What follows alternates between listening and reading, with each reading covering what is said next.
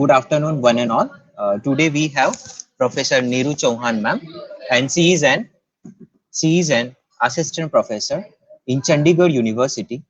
She is having 14 years of teaching experience. She has completed BTech and MTech from JMIT College with first class. And currently, she is pursuing PhD in field of computer science in the era of cloud computing from Amity University, Noida. She has published 7 plus research papers in reputed and peer-reviewed national, international, and UGC listed journals. She is also a member of Association of Computing Machinery, Society of Digital Informations and Wireless Communications, Institute of Research Engineers and Doctors, and International Association of Engineers. She has reviewed 4 PG level theses and completed 6 reputed projects with the UG students. She has also invited as examiners by various universities of India. On behalf of Faculty of IT and Computer Science, BC and MCA Department, I heartily welcome to you, ma'am. Now this session hand over to you, ma'am. Please, ma'am. So thank you, Dr. Abhishek, for introducing me. And let us start with the topic of today, which is cloud computing with AWS services. Let me share my screen. Yes, ma'am, And please. yeah, after that, we will start. So I'm sharing my screen. So today we will be focusing on cloud computing with the AWS services. I hope my screen is visible to everyone. Yes, ma'am, it's visible, ma'am. Yeah, thank you, Abhishek sir. Yeah. So today we'll be discussing about cloud computing with AWS services. But before moving on to the Amazon Web Services, we must have a very clear picture of what exactly is cloud, right? So let's start with the cloud computing. People say that whenever you're working in cloud, you are like, you will be getting the hardware, you will be getting the software, you will be getting storage, etc. from the cloud, right? But how actually we are getting the storage, how actually we are getting the hardware, how actually we are getting the software from the cloud, that is not known to many. So, in today's session, I will be telling you that how we can get the hardware, how we are getting the software, how we are getting the applications from the cloud using AWS, using Amazon Web Services, because we will be creating a machine on the cloud and we will be taking hardware from AWS. We will be taking our operating system image from the AWS. We will be taking uh, storage from the AWS, which is, you can say that you are having SSDs today, right? You are not using hard disk today, but we are focusing on the SSDs today, which is solid state drive. So how Amazon Web Services is providing all these, we will be discussing that in today's session with the help of live demo. So cloud computing, everybody knows that it is providing you any kind of services, whether it is hardware, whether any processor that you require, whether any software that you require, any applications that you need, they are provided to you on a pay as you go model. Like you want an AMD processor, you will be paid for, you have to pay for that. You want an i7 processor, you can get from the cloud, but you have to pay. And how much you need to pay depending upon how much you are using. For example, if you are using your AMD processor for 4 hours, so you will have to pay only for that 4 hours. You need not have to pay for the entire duration. That there are no fixed charges for AMD processor. Depending upon how much you are using it, you will be charged. Just like you say that you are having the cloud computing, which is also called as utility computing, like you are using your electricity. The more you are using your fans, the more you are using your electric appliances, the more you will be charged on the basis of how much you have used it. So this is like cloud computing, that you can hire anything, hardware, software, applications, everything from the internet using cloud, but you will be paid only for the duration for which you are using it, right? And what are the services that you are demanding from the cloud, depending upon that you will be charged. So that is cloud computing, which is more or less like a utility computing, where you have to pay based upon how much you have used the services, and the services that you can get from the cloud, they can be the hardware services, they can be software services, they can be storage services, they can be networking services, every kind of service you can get from the cloud, right? So as clear from the definition itself that you can get any kind of service from the cloud, right? You do not require a hardware, you do not require software, you do not require the storage at your premises. So that's why your cloud computing, it is a very cost effective model. So you can see that the main benefits are reduced cost, the cost is reduced, right? uh, if I am a person who is running an organization with, let's say, 20 people, right? And I want a software. So I want a particular software. So for that, I need to purchase that software, and I need to provide that software to 10 different systems, right? And for running that software, let's say a particular processor is required. Then I need to hire that particular, I need to purchase that particular processor, and then again, if storage, a particular storage is required for an application for that software, that storage also I need to purchase, right? So everything I need to purchase. Obviously you can have one software, you can create replicas for those 20 people, but what about the software, but what about the storage, what about the processor? You need to have processor for those 20 people, you need to have the storage for those 20 people, and a lot of, you can say, money will be incurred while creating that particular space for running that particular software. So while you are purchasing that from cloud, you can easily get it at a cost effective, in a cost effective manner. So that is the beauty of using cloud computing. That's why organizations, they are moving towards the cloud computing, right? So reduced cost is one of the major factor that is driving the organization as well as people towards cloud computing, right? Another thing is, if we talk about scalability, scalability means that at any point of time, you can scale your system.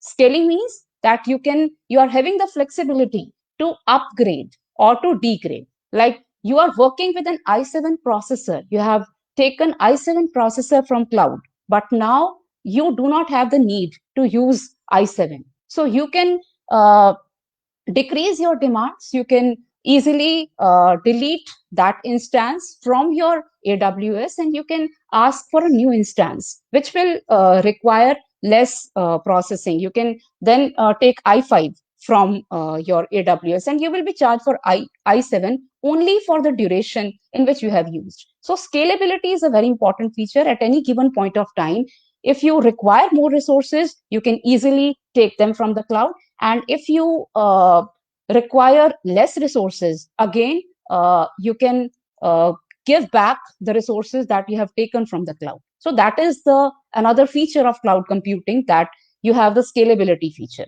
You can take the resources from cloud anytime, and you can give back the resources to the cloud at any time, and you will be charged only for the duration where you will be using the resources. Okay. Another thing is that when we talk about cloud computing, the performance of our application, the performance of the product that the organization want to develop is enhanced.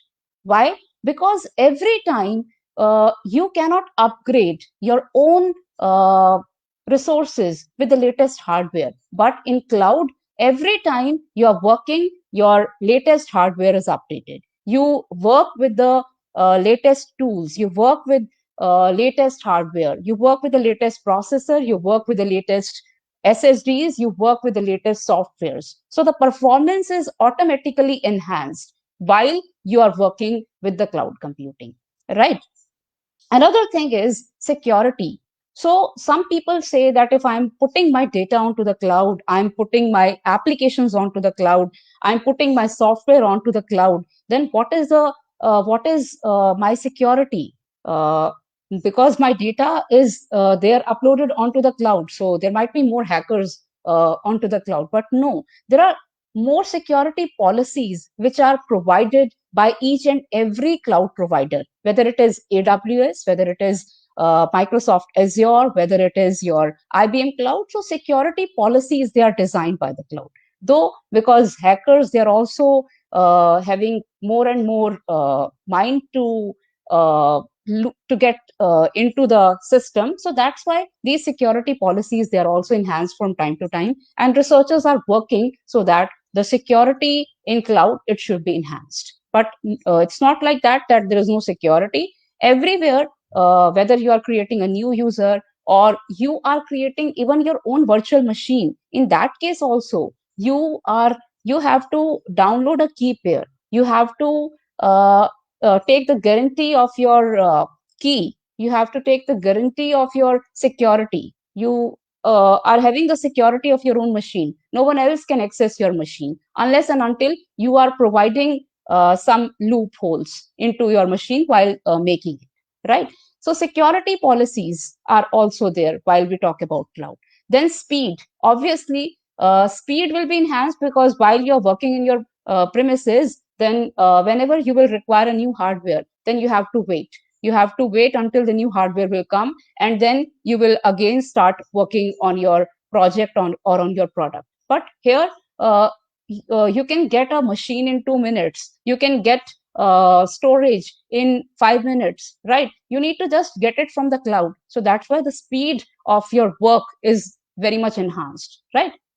Productivity will be increased because what will happen, let's say that you are not having cloud, right? You are working in your own premises, right? So how many resources you will require? First of all, you will require your own processors, where you will be storing, you will require your own servers where you will be storing the data. You will be requiring your own processors. You will be requiring your own resources, right? You will be requiring your own operating system, and the whole thing will be placed in a building, right? All the servers will be placed at a particular building, and you need to do the networking of that. You require routers, you require switches, you require hubs, you require the cables which are used to provide the connectivity, network connectivity. So that's why a lot of time will be wasted in managing a particular data center.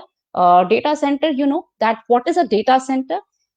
Now we are working with the cloud data center, but you can also have your own data center where whatever the data you are uploading, that is uploaded onto the server. So you will have your own servers, you will have your own storage required for that servers, right? You will have the network connectivity, so that all the computers which are there in your organization, they are connected with each other, right? So many things you need to manage, and you require the personnel who will manage your servers, who will manage the data center inside your organization, right? So that kind of uh, thing is not required while we are doing cloud computing. While we are using the cloud computing, we do not require any data center at our own organization, and we do not have to hire personnel in order to manage those things, right? So productivity will be enhanced because now I can recruit more personnel which will be doing my actual work rather than working on the network resources, rather than working on the servers, rather than managing the data center, right? So the whole cost of managing the data center is reduced, and the personnel which were hired in order to manage the data centers, in order to manage the networking, they can now be they are no longer required, and now I will recruit the personnel who will be doing more product based work into my company. Okay, so next is reliability of your data is also ensured because there are a lot of backup and redundant copies of the data which is available, right? While you are creating your virtual machine, your machine can be stopped, and after that you can restart your machine, right? Redundant copies of data is also available. So while you will be putting your data, while you will be putting some of your files into AWS, then your reliability is ensured because there are a lot of backup and redundant copies which will be available. I hope now your entire idea of what is cloud computing is clear, that you can hire each and every resource into the uh, you can hire each and every resource from the cloud provider. right? Whether it can be hardware, whether it is software. Now, how hardware I'm taking, that I'll be discussing using the concept of cloud computing. Using the concept of AWS, we will be discussing that how I can hire hardware also from the cloud computing, because everybody says that you can hire hardware also, but how the hardware is being hired, that exactly we will be discussing using AWS virtual machine, how we'll be creating the virtual machine in AWS, right? So that is the main thing, and why the main advantage that cloud computing provides is that it is reducing the organizational cost, because now no longer I require a data center where I am placing my servers, where I'm placing my storage, where I'm placing my where I require some network personnel to do all the networking. Everything is now everything is now vanished because of the emergence of cloud computing. So that is cloud computing. So now moving on further, you know that there are service models in cloud. Everybody knows that how we are using cloud. There are three service models in cloud, which you say that there is a software as a service model, there is platform as a service model, and there is infrastructure as a service model, right? So if I talk about software as a service model, in case of software as a service, the entire software is provided to the user, right? The capability which is provided to the consumer is to use the provider's applications running on a cloud infrastructure. So the software, the application is that of the cloud provider, right? It is a cloud provider application, cloud provider software, which you are running on the cloud infrastructure only, right? So you do not require anything. You are having the application. Let's say there is an application which you want to run. You are running that application on the cloud infrastructure, and the application is also provided by the cloud. So you require nothing. The operating system, virtualization, everything is being provided by the cloud provider, while you are using software as a service, right? But when you are talking about platform as a service, in case of platform as a service, the whole platform is being provided by the cloud, right? Like you are getting the operating system, you are getting the storage, you are getting the networking, you are getting the virtualization, you are getting each and everything. But what you need to give, what you require, you your application you need to deploy onto the cloud, right? The application will be yours. The application will be yours, which you will be deploying onto the cloud, right? So it is the capability which is provided to the consumer is to deploy onto the cloud consumer created application or consumer acquired application, which are created using programming languages, services, and tools supported by the provider, right? So while we are discussing platform as a service, every platform like operating system, virtualization, your storage, etc., they are provided by the cloud provider, but we need to deploy our applications and we need to have our own data, right? So in platform as a service, we require our own application to be deployed onto the cloud. We are deploying the application onto the cloud, right? So we are provided with a processor which will run the application. We are provided with the operating system which will provide us a platform to run the application. We will be provided with the storage which we can use to upload our application onto the cloud, right? So platform as a service means that we require only the application and data to be given from my side, but rest everything will be given by the cloud provider, right? But in software as a service, we do not require anything. We do not require even the application and the data. Even the application and the data, they are provided by the cloud provider. Platform as a service, you have the applications and the data which you need to provide, but the cloud will provide each and everything. So as the definition of your software as a service, in case of software as a service, because you are using the application, you're using the operating system, everything from the cloud. So it is the cloud, everything is under the control of the cloud provider, right? You are not having any control on the application, right? But in case of platform as a service, you are given the platform by the cloud provider, right? Like you are provided with the operating system, you are provided with the virtualization platform, you are provided with the storage, but you're not provided with the applications and data. So applications and data, they are under your control, but other things are not under your control. in case of platform as a service.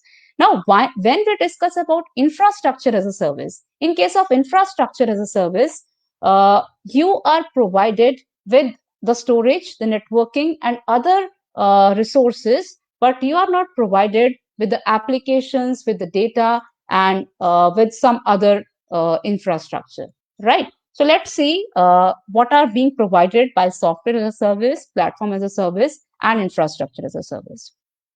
So this is your diagram. So as you see, in case of software as a service, everything is provided by the cloud vendor, by the cloud provider. Networking is provided, storage is provided, servers is provided, virtualization is provided, operating system, middleware, runtime, data, application, everything. So you do not have to worry about anything. Everything is being provided by the cloud provider. But when we talk about platform as a service, only the platform is provided. You have to deploy your application on that platform, right? So networking is provided, storage is provided, servers, virtualization, operating system, everything is provided. But you have to deploy your data and applications on that particular platform, right? So when we talk about infrastructure as a service, in that case, virtualization is provided, servers are provided, storage is provided, networking is provided. But you have to use your own operating system, you have to use your own middleware, data, applications in order to run your particular application. Your operating system is being provided by you only, right? So this is your infrastructure as a service. But if you talk about on-premises, where we are not using cloud, everything will be required by you. You require networking, you require storage, you require servers, you need to use the concept of virtualization, then operating system, middleware, runtime, data, applications, each and everything, it is managed by the organization. But in case of software, everything is provided by the cloud provider. Platform, only the applications and data, they are required by us. We need to deploy our applications onto the cloud, and infrastructure, we need to have our own operating system and applications and data and the runtime. Okay. So we can take an example of our pizza as a service. Like you went to the market to buy pizza, right? So if you are going to a restaurant and you want that you will be taking your pizza at the restaurant only, so you will be provided with everything at the restaurant. So in that case, it can be considered as a software as a service, where you will be provided with cheese, toppings, tomato sauce, pizza dough, fire, oven, everything they are doing, and they are providing at the dining table. So that is software as a service. But if you talk about platform as a service, in that case, what is happening that you are going to the restaurant, you're asking the manager, that you're asking the person at the hotel to pack it for you. So you are getting your pizza packed. So everything is already being done, but you are left with the dining table and drinks that you can that can be managed at home, right? So you can have your drinks and dining table. You can enjoy your pizza, right? But if you talk about infrastructure as a service, somebody who is having good cooking skills, they can purchase cheese, toppings, tomato sauce, and pizza dough, right? After that, they can bring these things home. They can have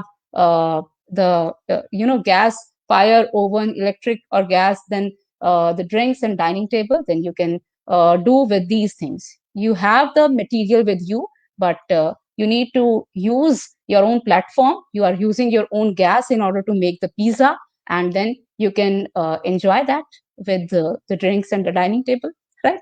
After that, if you're talking about on premises, in that case, everything you need to bring at home, and then you are doing each and everything. You are having the cheese, toppings, tomato sauce, like that. So that is on premises. I hope this will clear the difference, because many times people are not clear with what is there in platform as a service and what is there in infrastructure as a service. So if we talk about platform as a service, every platform is being provided, hardware, software, everything is being provided, but you are deploying your own application onto the cloud. The application is yours. Application is not there hosted by the cloud, right?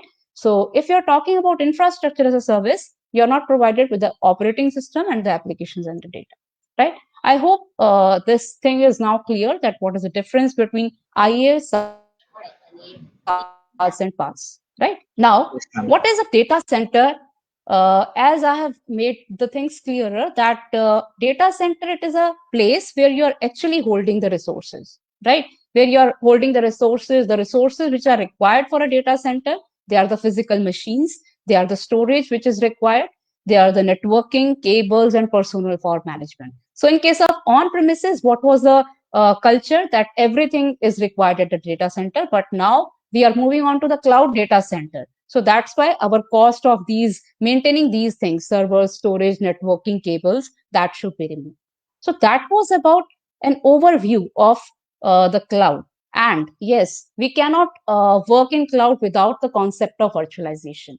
Virtualization means that there is a single physical host, right? You have a processor, you have a storage, right? And that processor, it is shared by multiple users, right? That RAM which you are having, it is shared by multiple users. And that is the basic of cloud. Because in cloud, what we are doing, each and every user is not provided with a dedicated host. But what is happening, that we have a host, and then that host is divided into multiple virtual machines. We are dividing that single physical host into multiple virtual machines, and those virtual machines, they are being provided to the users, right?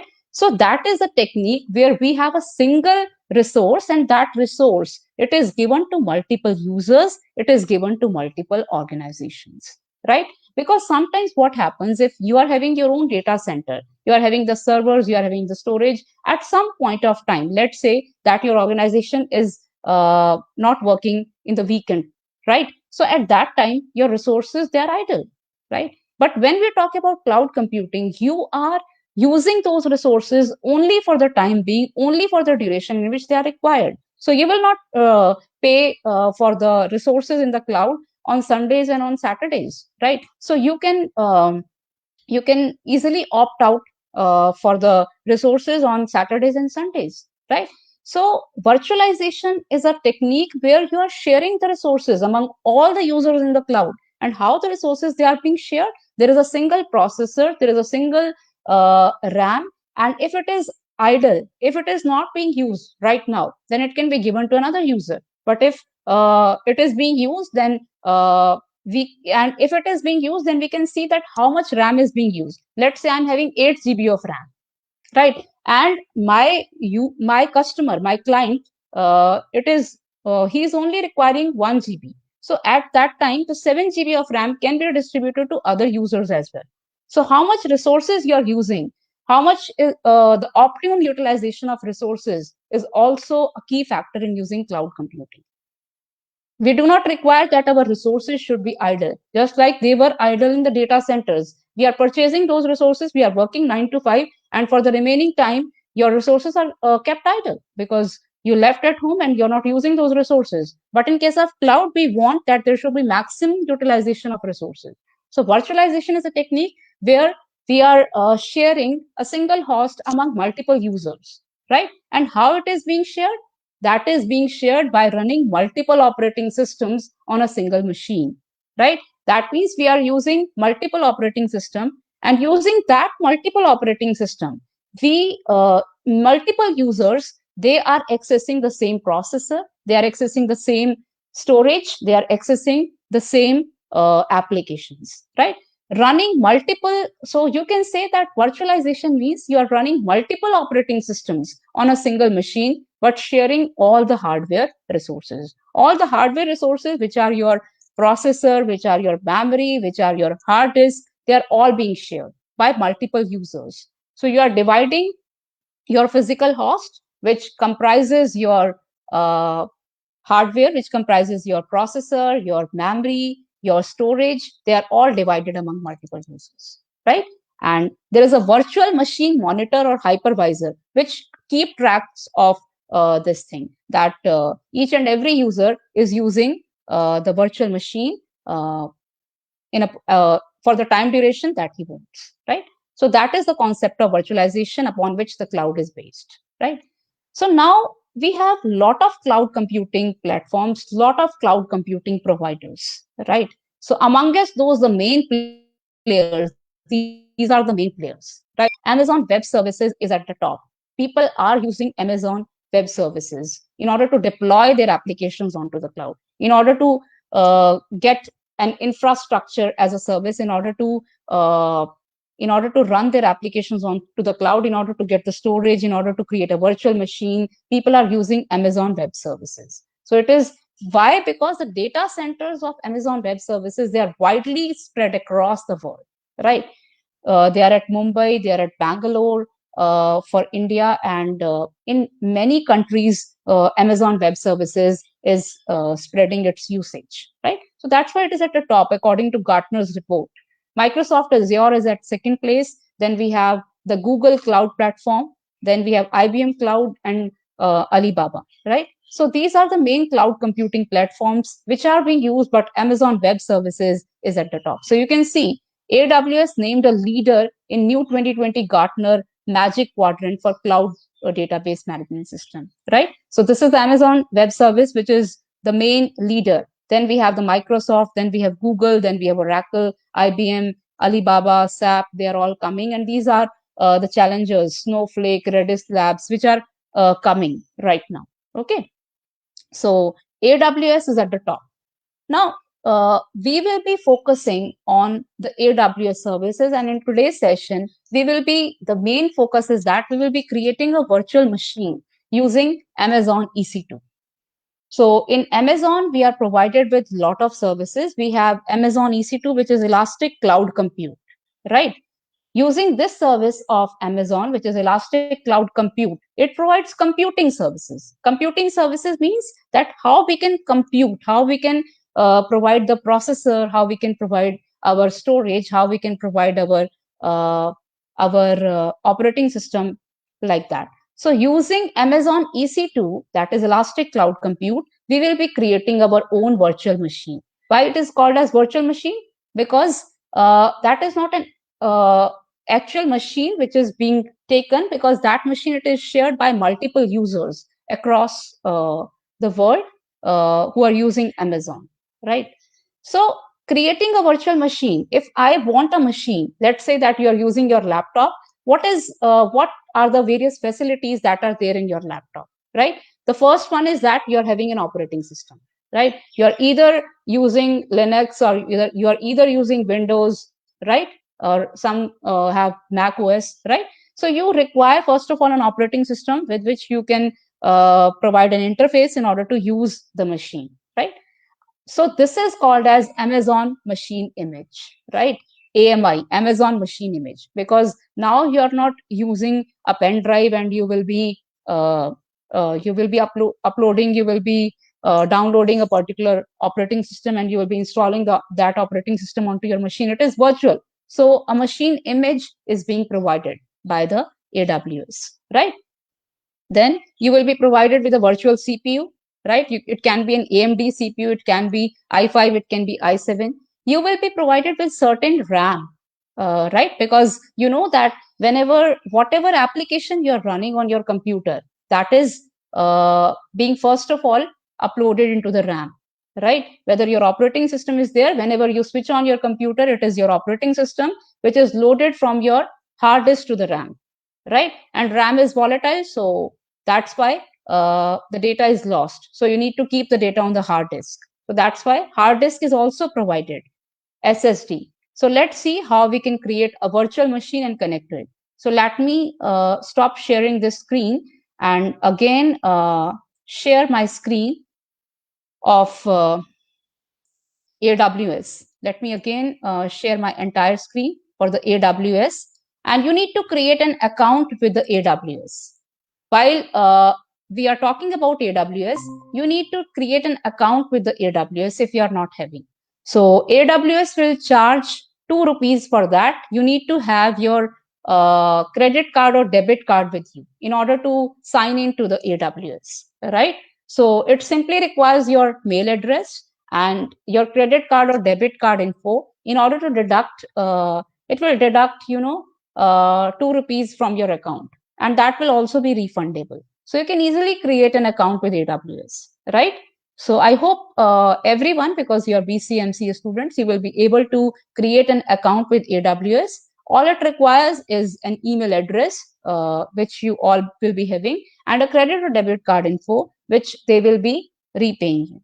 Okay, 2 rupees will be deducted and they will repay you.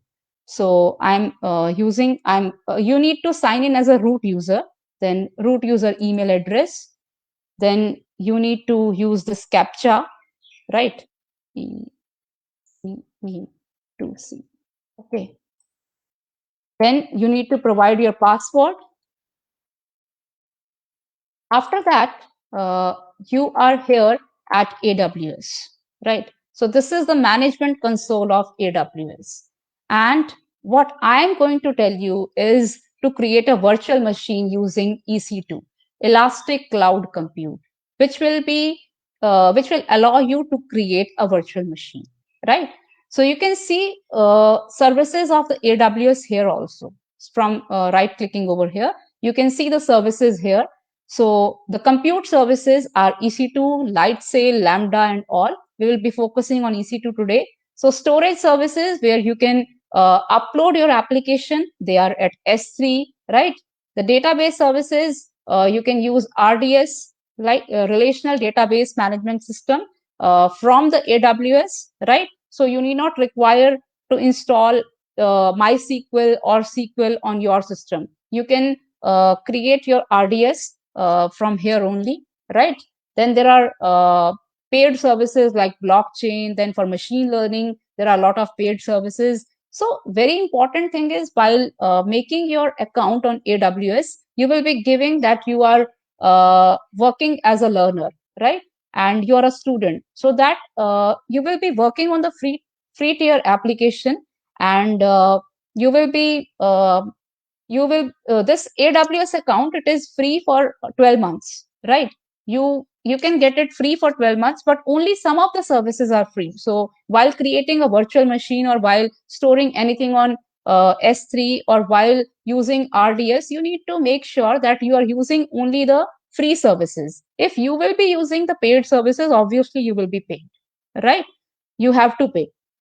So in that case, you have to pay. So there are a lot of services in AWS: VPC, Virtual Private Cloud, media services, Internet of Things services, game development services. A lot of services are there which are provided by AWS, which we cannot complete right now. But today we will be focusing on 2 or 3 things: EC2, S3, and IAM. Okay. So let me tell you that this is also, here is my account name, right? You can log in, log out. Your account name is also given a number, right? Here you can see that you need to select a particular region. By default, it will be, I think, Ohio, but you need to move to Mumbai, right? You have to select a region. So in that region only your AWS Management Console will be working. Your virtual machine, if you are suppose making in US East Ohio, then it will not work on Asia Pacific, right? So you need to select the region also, that in which region you will be working, right? So let's start with the making virtual machine using EC2, right? So you need to either click on this, or in the compute services, you need to click on EC2, right?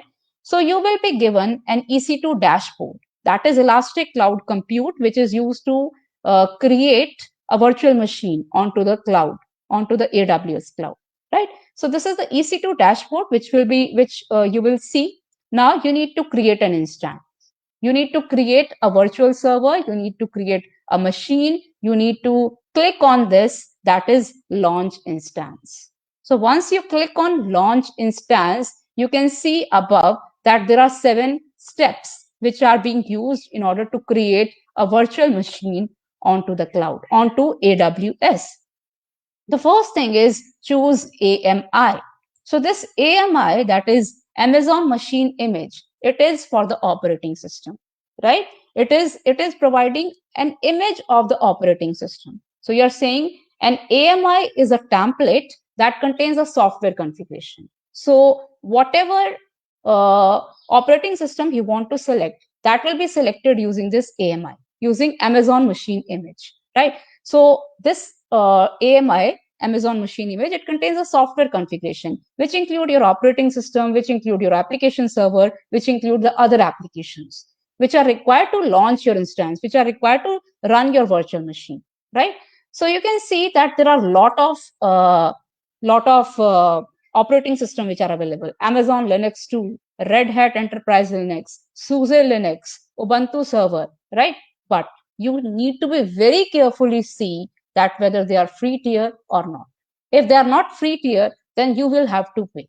So you can either check here free tier only, or you can check from here, because at the end, at the bottom, you can see whether it is free tier or not, right? So depending upon whether you want to work with Windows or you want to work with Linux, you can select anything, right? So let's see that whether Windows 2016 is there or not. So you will check for that Windows 2016, right? So it is there, and you will select Windows 2016 data center, right? So you will be getting an image. Let me show you once again. So we have to launch an instance first, right? After that, you are taking, let's say, Windows 2016 or any free tier operating system you can select. Now you have to select this. After selecting this, you will be automatically moved to choose instance type. Now, when I'm talking about instances, I'm talking about the processors, right?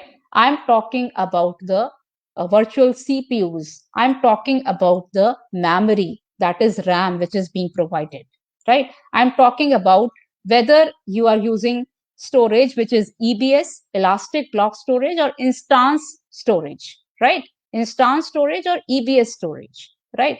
So we are talking about the processor over here, right? So here you can see that there are many instance type. You can have small, you can have medium, you are having large, you are having T2, you are having T3.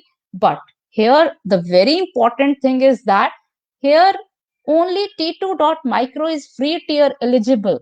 The rest others, they are all paid, right?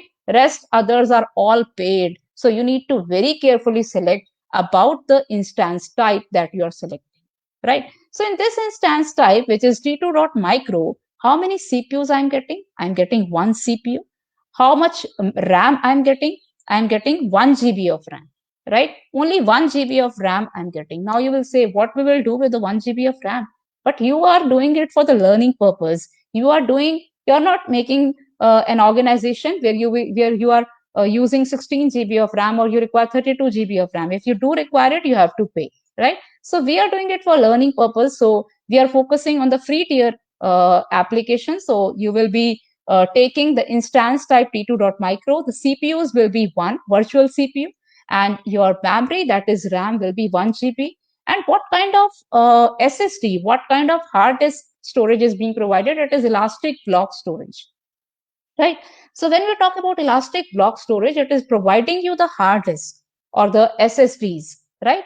And it is something which retains, right? But if you talk about instance storage, that also comes with instances. That instance storage is temporary.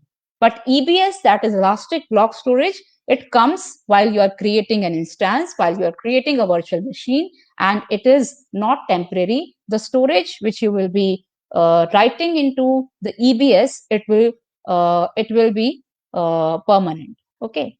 Then you will select on this, right? It is already being selected, and you have to select on this only.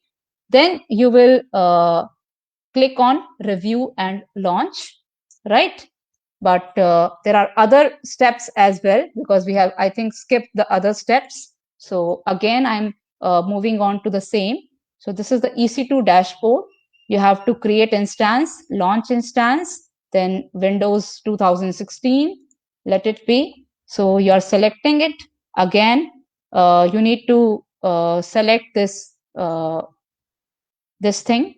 Okay. Next, configure instance details. So if you're configuring the instance with one operating system, you have taken only one AMI, right? That is Microsoft 2016 was the Amazon virtual image that you have taken. T2.micro is the instance that you have taken in the second step, which contains one CPU, which contains 1 GB of RAM, and which contains EBS, that is elastic block storage as well.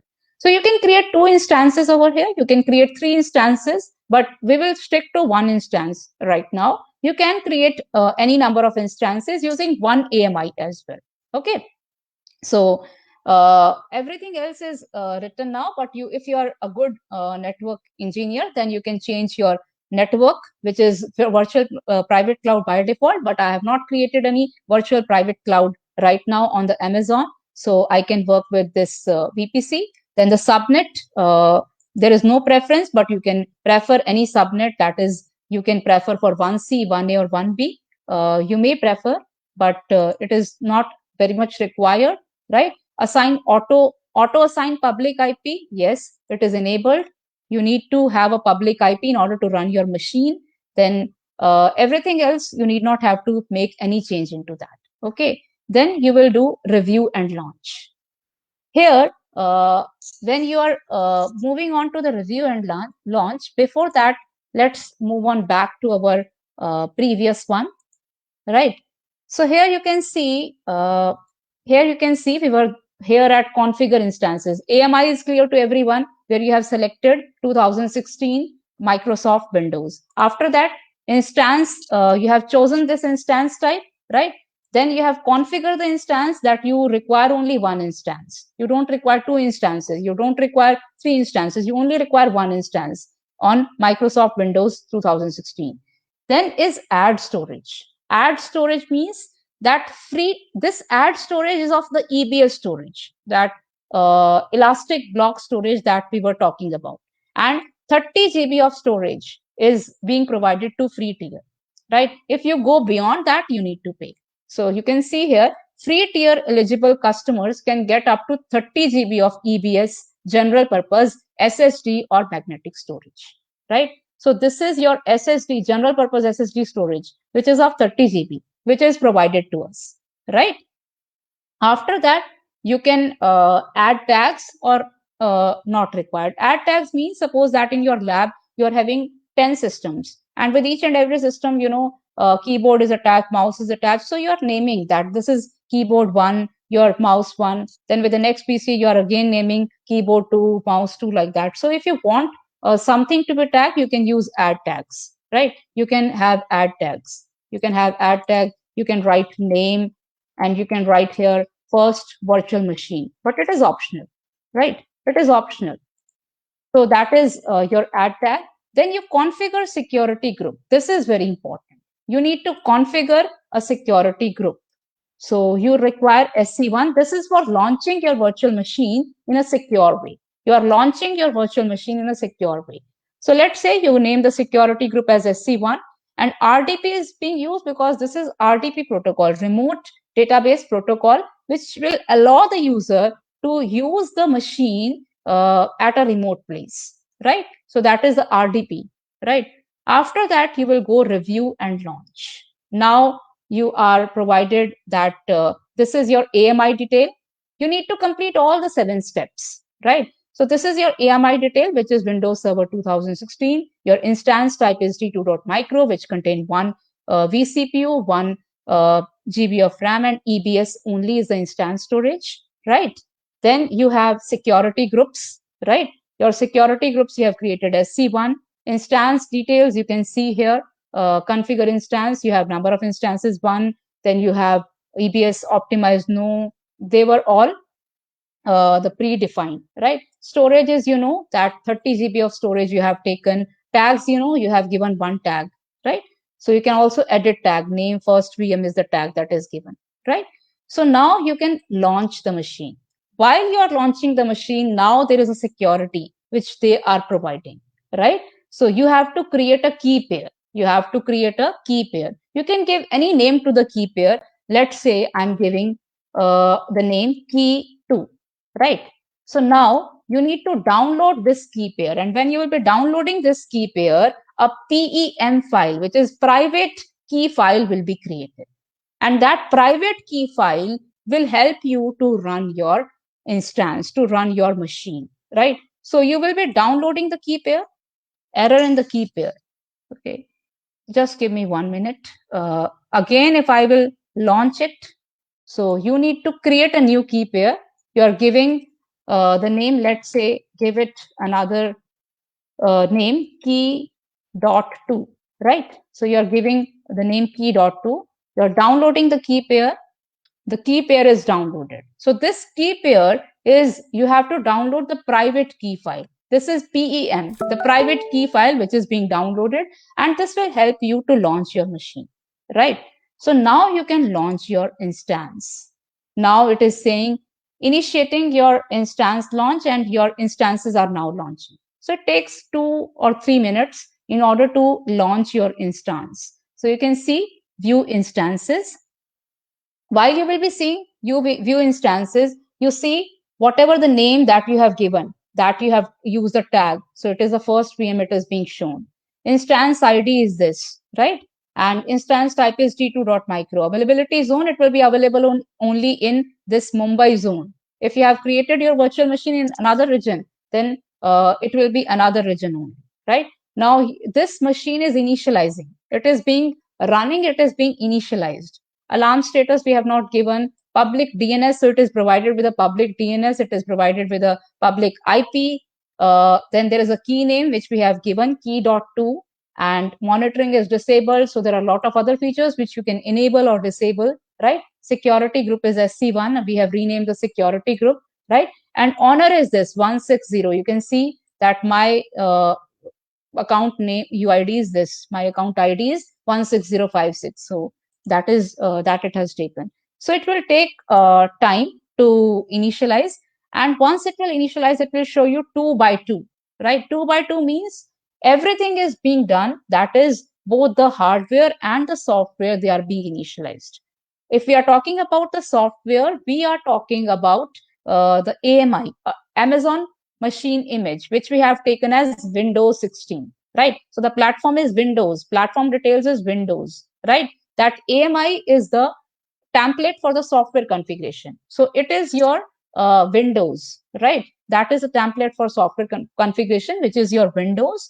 And then instance, what is your instance? What is your processor that you have taken? That is, you have taken vCPU, which is 1. While it will launch, I will show you that it is AMD processor, right?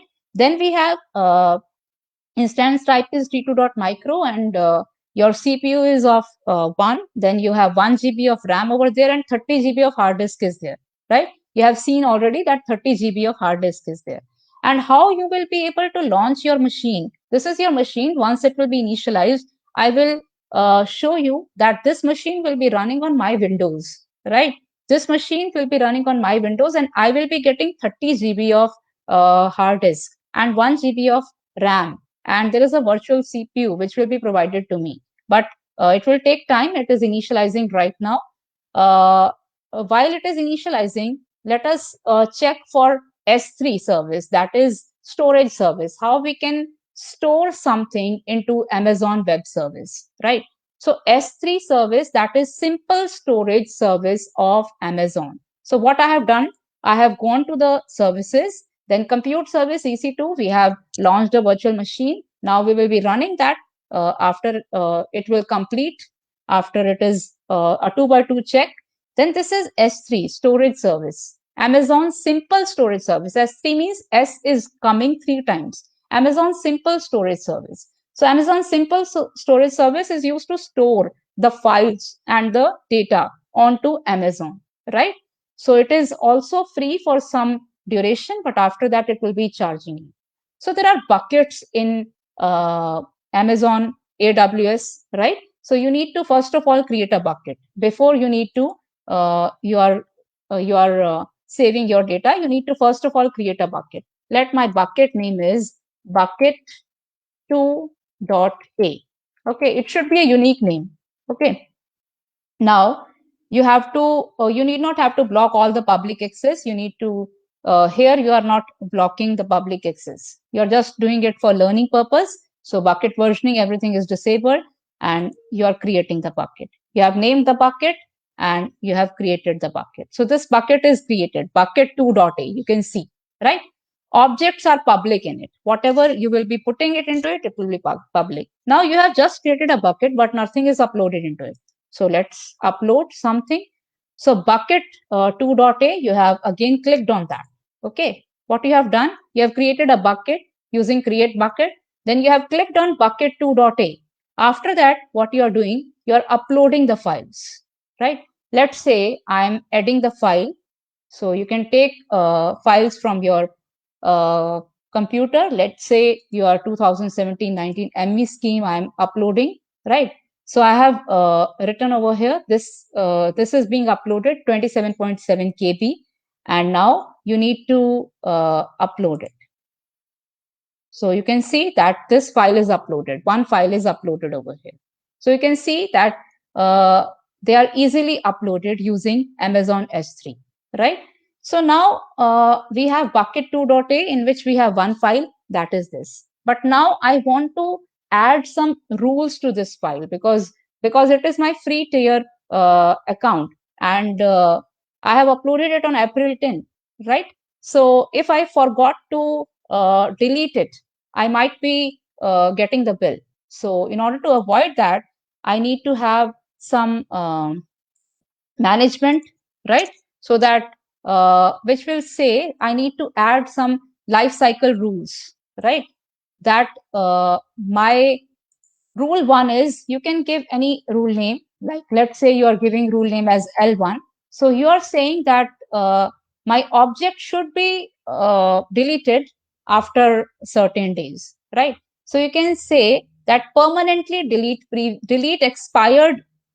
You have these life cycle rules. Either you can transition current version of object between storage classes, either you can have transition previous version of object between certain storage classes, either you expire current version of object, permanently delete previous version of objects, right? Number of days after object become previous version, you can give 10, right? So you are deleting previous version of object. That is, today I have created one object, one file that I have uploaded. This is my object that I have uploaded.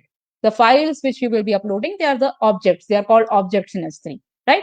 So this will be automatically deleted after 10 days. Number of days after object become previous version, 10 days. So you can create this rule. So you are saying that day 0 object uploaded, day 0 object will become non-current. Now it is not current after a certain time. Then up to day 10 object will be permanently deleted. So that if I need not have to worry about the fact that you need to give prefix as well, right? While limiting the rule scope, you must give a prefix. So I'm applying this rule to all the object. If I'm limiting the rule to some of the object, then I need to give some prefix. But if I'm providing this rule to all the objects in the bucket, I need not have to specify anything. Then I can say that whenever my object reaches 10 days, it should be automatically deleted, right? So I'm creating this rule, right? So I acknowledge that this rule will apply to all the object, and then you need to create this rule. So your rule is created, right? So this is how you're uploading objects onto S3, and you're creating the rules also that they should be permanently delete after 10 times, or after 10 days, or after 20 days, whatsoever you feel like, so that you should not be billed the main objective is. Now moving back to my EC2, let's see our machine is being built or not, which was the important topic of discussion. S3, I hope, is clear to everyone. Now we are seeing one running instance. So you can see that here it is 2x2 check. 2x2 means my Amazon machine image, my operating system is done, and my hardware, that is my CPU, is being done, right? Now I need to connect, right? I will put on connect to your instance. It is a standalone RDP client, remote database protocol client. You need to download this remote desktop file. You're downloading this. It is downloaded over here. After downloading it, you will click on get password. While you will be clicking on get password, it will ask for the key pair path. You already know that while creating the instance, at the end, you have downloaded a key pair. That is the private key, which was key2.pm. Now you need to choose this file, key2.pm, right? So it will be in download. So it is key2.pm. So it is here. You need to decrypt the password. Now this is your password. You need to copy this password. You need to close it, right? After that, you need to, whatever file, RDP file that you have downloaded, you need to install it. You need to connect it. Now it will ask for the password. We have already copied that password. Okay. Then it is saying that the certificate is not from a trusted authority, but in order to show you, I will be running my machine. So now you will be getting a virtual machine after I will be clicking on yes. Okay. So be ready for that. So now you can see that my machine is being created. This is the EC2 machine, other user, administrator, right? So I have a machine. I have built a machine on AWS, a virtual machine, and I'm connecting to it. So it is setting up. It is taking just some time, right? So here you will see that, yeah, now you can see that this is a Windows 2016 machine which is being created, right? And the things are coming. You need to click on yes here. So you can see the file explorer of your Windows 2016 server. This is the internet browser which they are showing. In Windows 2016, it would look like E, right? Now we have a different one, which is an Edge, which we have a different one, right? So here also something will come. Yeah, it is saying host name is this, EC2AMAZ. Instance ID it is showing. Public IP address it is showing. Private IP. Instance size T2.micro. Availability zone. Architecture it is AMD64. Total memory because 1024 MB. It was in MB. Okay, network performance is low to moderate. Okay, now let's click on the file explorer. You can click on the file explorer. You can see you go to the desktop, right? You go to this PC. You can see 30 GB of storage is being provided. As I have told you that 30 GB of EBS is there. So 30 GB of storage is being provided, right? So that is about the machine. You can even create a web server on this machine and run it from anywhere, right? But that will take another lot of time. So we are running short of time. So you can, this is your remote desktop connection, RDP, which is running with the help of RDP, right? Now you can see that this is the machine that we have created. I hope it is clear to everyone. And this machine is having a public IP address, a private IP address, right? Everything is there. So you can close it now. Yeah, my remote session will be disconnected. So you need to write OK. Now, another thing is your AWS, it is providing you this instance. You can run this instance for 750 hours in a month, right? In a month, 750 hours are free. But beyond that, you will be charged. So it is better practice that you click on your machine and in the actions, in the instance state, you stop the machine, right? You need to stop the machine. So while you will be stopping the machine will not run. But EBS, that is Elastic Block Storage, which is the 30 GB of space that you have taken, that will be working fine, right? So you need to stop the machine. And if you don't want to work with the machine, you have just used it for the learning purpose, you can terminate the machine. If you are terminating the machine, then it will be deleted, right? So there is a difference when you are stopping the machine and when you are terminating the machine. Once you terminate the machine, you are terminating the machine will be shut down completely. But if you're stopping the machine, you can restart it, right? You can restart the machine and you will be provided with the same EBS, same storage of 30 GB. But since we are doing as a free tier,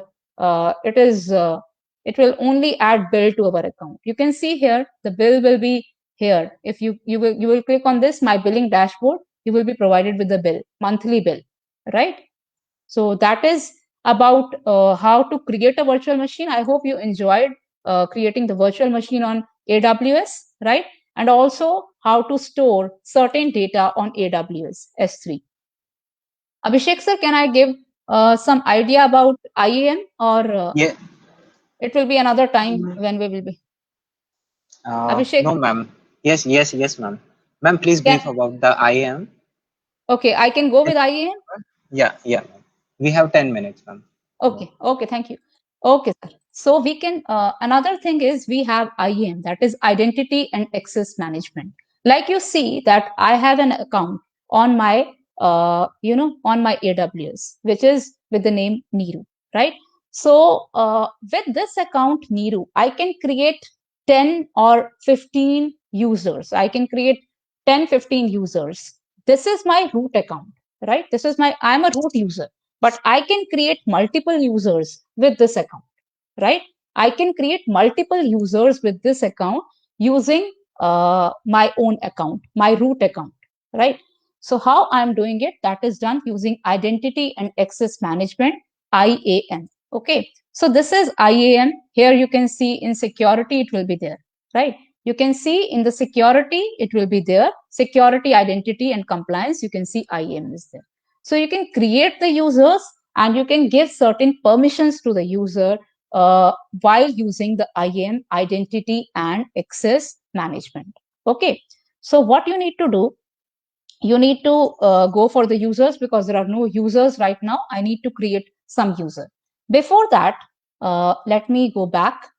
Sign in URL for IAM users. Like I will be creating the users. So this will be the sign in URL. I can make an alias of this. I can customize this. So if I'm customizing it, this, this my account, I think it is my account, number 1605. Yeah, this will change, right? So you can take it, you can change it. Let's say you are giving it as name 2, right? You can create an alias to this. So it is name 2. You can create an alias. So it is name2.signin.aws.amazon.com. Okay. So after that, I'm creating users. I can create 10 users at the same time, but I will be creating, let's say, one user, and I'll be showing you one user. Let us say that I have created one user. The username is ABC, right? ABC1 you can get. Now, what are the access type? How he can access the AWS account? Whether he can access the AWS account using AWS Management Console, right? Or he can do any programmatic access. He can enable an access key ID and secret access key using AWS API. He can access using CLI. He can access using SDK and using other development tools. How he can access? He can access it by both, by using programmatic access and AWS Management Console. Let us give both type of access, though we will be doing it with the AWS Management Console, as we are doing it with the AWS Management Console. Okay, so the password can be auto-generated or it can be a custom password, right? What will be the password of this user ABC1? We have created a custom password. Let's say we are taking it as password.123, right? So you can see it is password.123, so that we should not forget it. So we are having a custom password for this user, but this user, since I am creating the user, this user should have the right that I am not always logging in to his or her account. So the user must create a new password at next sign. So while he will be signing into his account, I will be providing him the username and the password. While he will be signing in, he must have the right that he can change his or her password. So user must create a new password at the next sign, right? So we will be going on to the next, which is a permission. So add user to the group. Now we have not created any group, so we are not adding the user to the group. Copy permission from existing user. We do not have any existing user, so we are not copying any permission. Attach existing policies directly.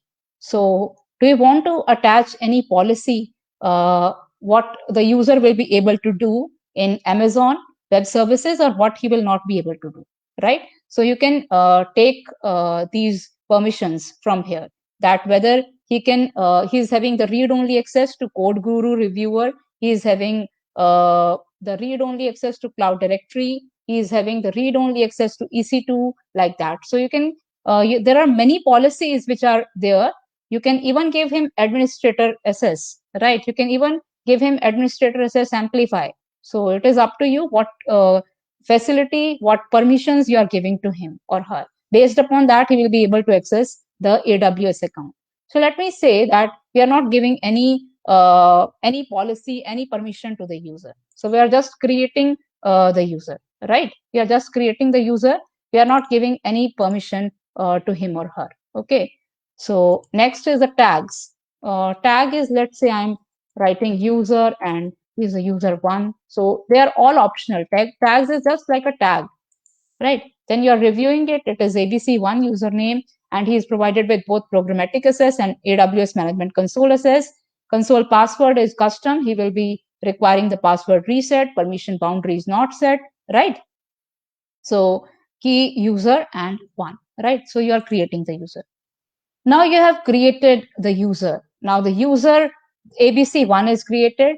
Access key ID is this. Secret key SS key is this. Now there is download CSV. While you will be creating a user, you have this option to download the CSV file. So you are downloading the CSV file. Now in this CSV file, you will be provided with the username, you can see, and the password. Since we need to we are providing the password which he will change, so that's why the password is not provided over here. Access key, secret access, and here console login link. So this is the login link. We need to copy this link and we need to access the user. The username is ABC1. And what was the password? Password was password.1, right? So Control C we are doing, and don't save. Then we are creating another, we are using this. We are again logging in, not as a root user, but as the IAM user, Identity and Access Management user. So, the account ID is name2, which I have changed. If I have not changed name2, it will be my account number, which will be shown over here. Okay. So username was ABC1. And what was the password? It was password.1, right? So let me sign in. So it is giving password.1 was there, or password.123 was there. Just give me 1 minute. So it will now log out of that also. Just give me 1 minute. You can remember the password.1. So if it was password.123, yeah, it was password.123. So you need to give the old password. Then you need to give the new password.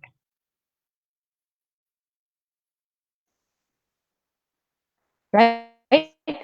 Then you will be able to log in to this system, to his. So you can change the old password and the new password, right? Here you can see the AWS account is this. Your username is this. The old password you need to give. And then you need to give the new password,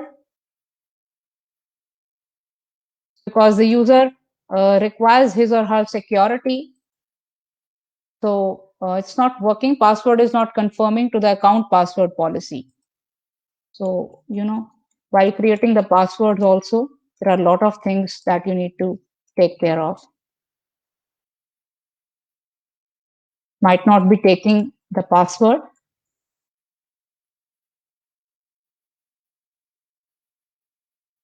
I hope it will take. Yeah, right now it is taking. So now you are getting to ABC1, right? So you are not getting to ABC1 at the rate name2. Now you are not using my account. You are using the account of that user ABC1 that we have created for AWS, right? So if I'm working in an organization and I have 10 people, so I can create the 10 users and they will be provided with the AWS Management Console, which is with me, right? So, but now since I have not given any permission, so he will not be able to create a bucket in S3. So if I write S3, if I click on S3, he will say that I do not have any permission. You don't have permission to list buckets, because I have not given any permission. So the permission will be given by the administrator, by the person who is actually having this account name2, right? So right now he will not be provided with any services. If I talk about IAM, so he will not be given any access to IAM also, right? Because he is not working with, he is not working as an administrator. Okay, so let me log out of this his account and let me log in back as a root user, right? So Ma'am, this we is have two about your, minutes more. yeah, so this is about your IAM, which is, so I'm not, I need not have to sign in as IAM user. I need to sign in as root user. You need to take care of that. You will be acting as an IAM user if you have created an IAM user in your root user account. Okay, so you can, if you are having an account with AWS, you will be providing account to multiple users, and it is up to you how you are providing permission to them, right? So it is NWENCF, right? So then you need to give your password, right? So now you're back to your own account. Okay, and in the IAM, now you can make changes to this. You can make changes. You can give certain other permissions as well, like user one. Now this is the user one which you have created today, and you can change the permission policies. You can add permission, right? You can attach existing policies which are there directly, right? So you can have 653 policies are there, right? Alexa policy, Amazon app flow, full access, Amazon bracket full access. You can have Amazon EC2, Amazon E, yeah, it is Amazon EC2 full access we can give, right? If I'm giving Amazon EC2 full access, then again, if you will now access this user, then you will be able to create virtual machine over there, right? Are you getting me? So if I'm giving permissions are like this. So he has the cloud watch full access, right? So there can be multiple full access which we can give. IAM limited right, ELB full access, like that. So these are the policies which you can attach, right? And permissions also you can attach. Access advisor can be there. Okay, so this is about how you are creating the user and how you are providing permission to the user, right? Now, this is very important, multi-factor authentication. Let me get back to it and just give you a simple view about the multi-factor authentication, right? So in multi-factor authentication, you need to enable multi-factor authentication. You need to activate your multi-factor authentication by using this Google multi-factor authentication. You need to download in the Play Store of your phone, and then you can scan it over here, and then a 6-digit password will be provided to you. That 6-digit password you need to fill over here, and then you can access your own Amazon account, your root user Amazon account, by not even filling your password, but also your multi-factor authentication code, right? For that, you need to download in your phone your multi-factor authentication for Google, right? Then you will getting a QR code. That QR code will be there. You need to scan a QR code over here as well, and a 6-digit code will be provided to you. That 6-digit code you need to fill every time while you are logging into the AWS. So it's not only the password that will work, multi-factor authentication will be there. Okay. Yeah. So I hope things are clearer to you, and I hope that Yes, the ma'am. session is creating an interest in AWS Yeah, to the definitely, students. ma'am. Definitely. And the practical is excellent, ma'am. Thank you, sir. Thank you. Yeah. Ma'am, there is some question from participant side. Okay, sir. The question is, what is the difference between stopping an instance and terminating an instance? So while we were discussing this EC2, we have talked Yeah. about stopping an instance and terminating an instance. Yeah. Like here, I have deleted my instance, but you Okay. can see that this is the instance first VM that we have created, and Okay. actions. You can say that instance state, although because we do not have any instance here. In the instance state, if there is an instance, then you can either stop the instance or you can Okay. terminate the instance, Terminate. right? Yeah. Okay. If you're terminating the instance, that means you are deleting it altogether. So the Okay. space, because you have also reserved the space for the hard disk, which we have Okay. seen that there was a virtual machine which was created, and in the C drive you were having 30 GB of space. That 30 GB of space is a SSD, that is the solid state drive, right? So Okay. while you will be terminating the instance, that EBS storage, which is the SSD, that is also deleted. Everything related to the virtual machine will be deleted, Okay. including that EBS as well. Though we have an option while creating the instance, that while you are creating the instance, if you are terminating it, EBS should be deleted or not. You also have that option. But by default, it is always tick on. That is, EBS is also deleted. But while you will be stopping the instance or you are hibernating the instance, that means you are stopping the instance so that uh, while you're stopping the instance, that means you are stopping it. You're not terminating it. So you can rerun it. You're stopping it because AWS provides only 750 Okay. hours, right? 750 hours of free VM for a month, right? So Okay. if you're not stopping it, that means 24, 24, 48, in a few days, it will be, few days your instance will cover 750 hours, right? Okay. And if it is covering 750 hours in few days, after that you will be paid. You need to Okay. pay, So, right? ma'am, So can we launch, ma'am, the multiple instances with the same AMI? yeah, you can launch multiple instances with the same Okay. AMI, right? Yeah. AMI, as you know, that it is Amazon Machine Yeah. Template, Yes. right? Yes. Yes, ma'am. So Amazon Machine Template means that which provides you the operating system and which provides you the other software configuration, right? Okay. So if it is providing you that other software configuration, you can use the same AMI to launch multiple instances. While we Okay. were discussing launching an instance, then in that Yeah. case, we have seen that the third step, it was asking you that how many instances you require for a particular AMI. And we have by Okay. default set it to one, but we can Okay. set it to 2, 3, etc. like that Okay. also. And ma'am, Okay. the last question is, can we share the AMI?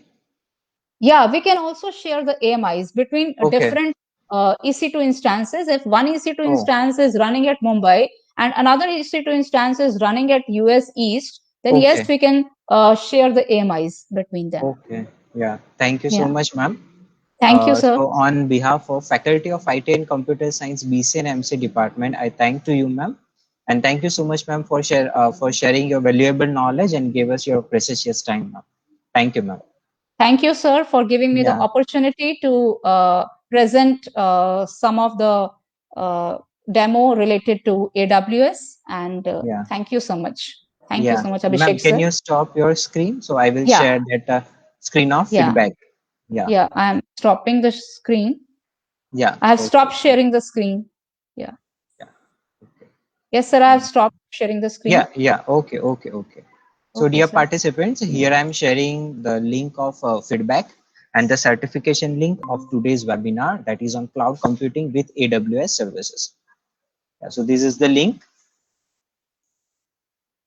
Please note it down, and also I will share in the comment section of the Facebook. So you can also get that link from the comment section of the Facebook.